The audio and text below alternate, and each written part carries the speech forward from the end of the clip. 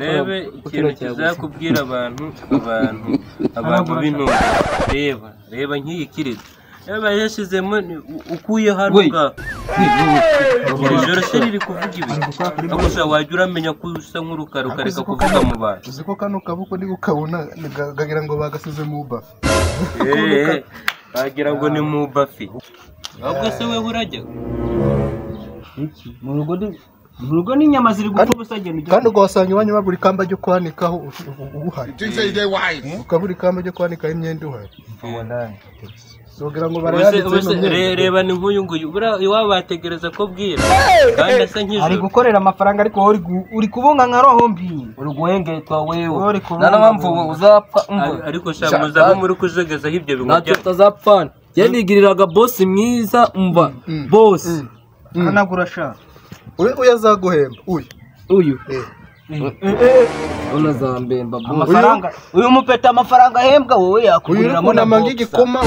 yakuguriramo box bose kugira umwemeze kino gikurise mwereke miliyoni 2 aho wibitse kuri ya telefone miliyoni 2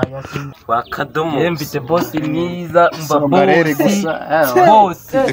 urakire boss Nata ngendi boss naye mazuru wagira ngo ni imiheha ugireka uno mutubu ariko ikintu bitaga intobo yarate twanakwibereye inshuti nubwo ndi kubona uzi ibintu bitaga intobo intobo urazizi wagira ayo maso yawe ni intobo ariko basanga intobo muraba oresha n'umutubu reka kumbaza byinshi nakomeze ngibimami yo mami yose hano barusaga amasafuriya we mayonnaise shenyoko numva imbere nitambukire boss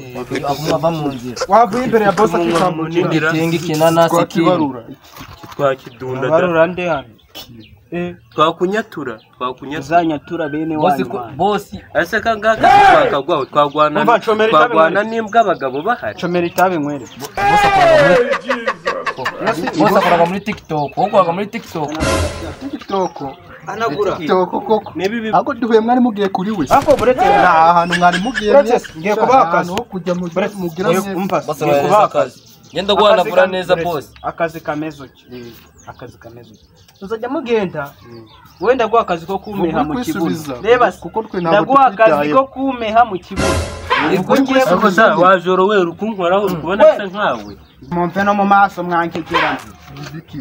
mumve mu maso agaze ku mazuru ya duhagaze ku zuru ryawe boss bavugana n'izi ngegera izinengegera ukwikwe uno mwanya watakaje n'ubu mwanya mambeza kumena ama miliyoni we yisi ino mbwa burishaka gatanaga boss wabara kiko bari kuvuga kivuve mu nzira nikivemo va mu nzira wakibuno ko gihagaze ngigipota gera yo umuntu etambukira utazamuka hora kandi no rusoro meze nk'ikivava twigendere mwana we paniki n'ikoma we hano wanjye ndashaka